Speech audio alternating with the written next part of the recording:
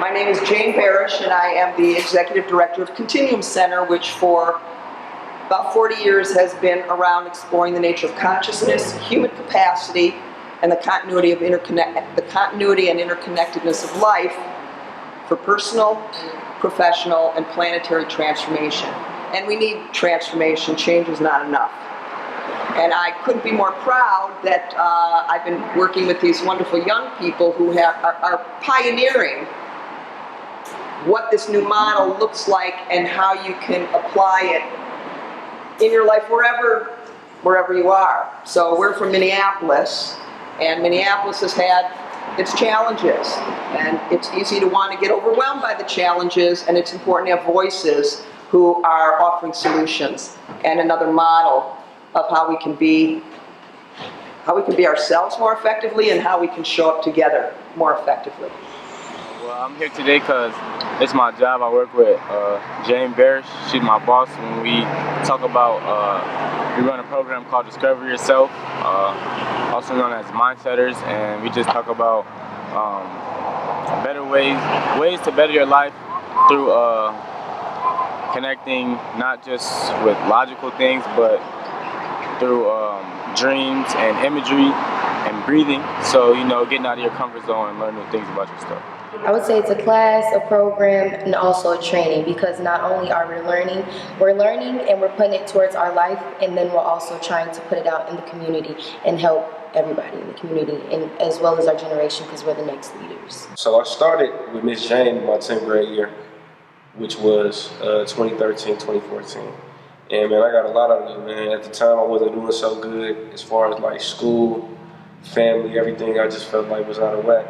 And then Miss Jane, she brought to me something that I could use in my day-to-day life, and I could use to help other people, which was the imagery, the breathing, basically the skills to help, control my reality. And that's something that I feel like anybody and everybody, especially in our community, could use. Miss Jane taught us about optimism, learning to be more optimist. Like when you're going through life, things aren't always going to go good for you. So you have to learn to look at it not as a positive, look at the glass half full and not half empty. The main thing was really the imagery. Just, I've always been like a visionary. I always had, always thought of a better place than what I was in, so I always try to strive to get to that place. I always just put myself in the future to where I wanted to be, type of thing. So I feel like, as far as like the situation now, especially in my city, like, like COVID, police brutality, George Floyd, it's like, we need to, in order to move on, we need to see where we need to go first, like imagine a better place that we can all coexist. So I think this information is pertinent. Like earlier today, we were talking about different racism and how people are trying to tear us down, and we're just trying to stay together and build each other up. And this is like a program that we come to where we can talk and have different conversations like this, and just build each other up, try to get each other successful. This is the Mindsetters Project, and we are here to kind of generate optimism and flood the stream with something that we think is missing in society. And they'll all be speaking a little bit about optimism and why it's good for you and why we need more of it and what it takes to become optimistic. And then they'll each share a little of what they've been learning and experiencing and applying that could be helpful to many others. So we're kind of launching an opportunity to spread what this information can provide to the larger community, and our Mindsetters are part of advocating for basically a reality reset. The reality we have hasn't been working so effectively. Miss Jane taught us another way of breathing, and it's called diaphragmatic breathing, where we breathe in our stomach instead of our chest, because it sends different, breathing in our chest sends like different chemical reactions. It gets us all antsy and stuff like that. Breathing in your stomach is, it changes the way you, it gets you like more calm and relaxed. And so like in life, if you're, say you're at school and you feel like you're nervous about to take a test or something like that, if you start like to breathe in your stomach, or if you're naturally doing that, then you're gonna calm down a lot more. So that's one thing I've taken away.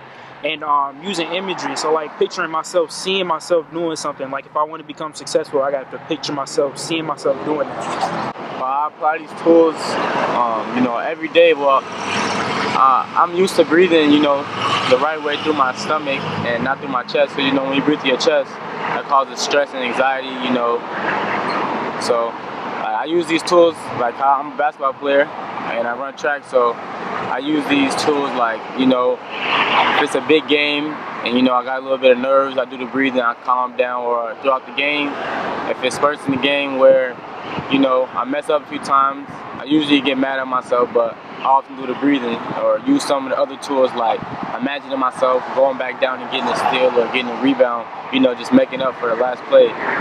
That's what I use the tools regularly on. People are like, something happens, you just gotta settle that score. Now, how would you kind of explain that there is a different way, and how do you get somebody to consider a new paradigm?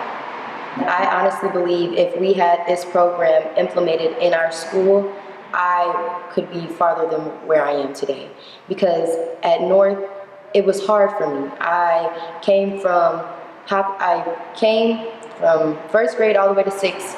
Majority of the kids in my school were all black, so predominantly black school. And then I went to Hopkins. Huge culture shock. Also, it was harder for me to learn because the teachers couldn't connect with me because they didn't know where I came from.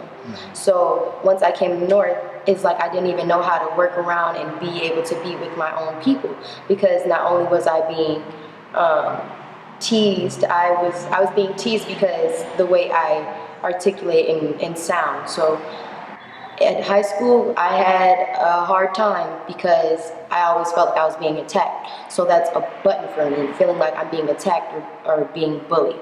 So I feel like, and that's what Jane's helping me do now. She's helping me realize what the button is and what makes me upset, and she helps me put it in a different way. So she helps me not fight fire with fire, but she helps me basically just ignore it or just look on the bright side of things, being optimistic. That's exactly what it is. I feel a change. I was already like a chill person, but I feel like a big change, and it just helps a lot. It's helpful information. You know what I'm saying? We were having a conversation not too long ago, a couple days ago, and we were just basically talking about how we use some of this stuff in our day-to-day life, but we don't have a framework.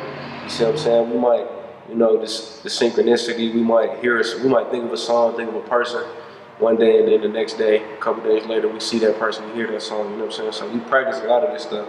We just don't know the technical terms. We just don't understand like the framework that goes behind it and how we can use it to our advantage.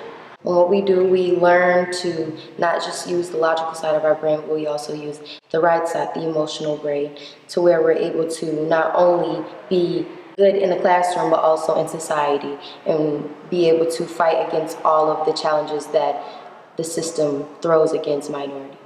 The program's about seeing the world in different, and not just as physical, but seeing it as the subjective ways that other people don't usually look at, because everyone just looks at it as hardcore facts. No one ever thinks that impossible is possible. And I was talking about resources, and our greatest resource, and that's one of the keys here, our greatest resource is what's inside of us, and it's not developed. So anyway, we were talking about how you go to that positive place even when everything's going, negative around you. Understanding that we all have a different journey, we all have a different story. We can all come together for a collective cause. And second to that is understanding that, we all have different individual goals, but the overall goal should be, to be a strong community and to coexist and build families, raise children and, just build towards the future of North Minneapolis. So I think it's understanding on a personal level and understanding on a goal-oriented level. How is a program like this important for your peer group? It can help people find something to do because they don't got nothing. Give them something to do. Give them something to learn, because once people get out of high school, they're not learning unless they're going to college, and a lot of people decide not to go to college. So if you don't go to college, you can come here, learn, get a job, and be able to provide for yourself and help other people out. Well, the stuff we talk about here is basically just getting away from the negative and staying in the positive, or what we like to say is making a positive out of a negative.